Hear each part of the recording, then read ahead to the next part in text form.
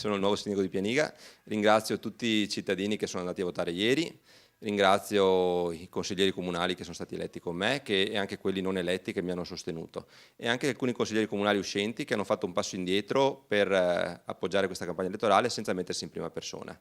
Ringrazio anche i due candidati Zanetti e Mescalchin, perché comunque oggi impegnarsi per il bene comune è difficile. Una veloce cerimonia di insediamento alle scuole medie e poi subito in municipio, dove peraltro ha trascorso già 5 anni nel ruolo di vice dell'uscente Massimo Calzavara.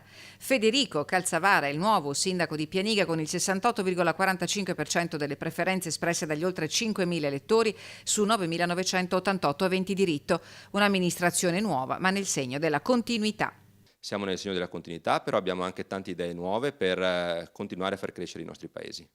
C'è tanto lavoro da fare, la programmazione degli interventi è condizionata dall'emergenza creata dal devastante tornado di 3 anni fa. C'è la ricostruzione dello stadio di Cazzago che era stato distrutto 3 anni fa dal tornado e che è in fase di progettazione. Lo progetteremo insieme alla società di calcio e ai cittadini di Cazzago per cercare di dare un simbolo anche forte di rinascita a Cazzago dopo il tornado. In programma la realizzazione della doppia rotatoria a Cazzago per attenuare il problema del congestionamento del traffico e la messa in sicurezza degli incroci del graticolato romano, a partire da quelli spesso teatro di incidenti stradali. Quindi sono pericolosi e vanno messi in sicurezza con rotatorie o dossi e come ultima scelta, se non riusciremo a fare quello, con dei semafori.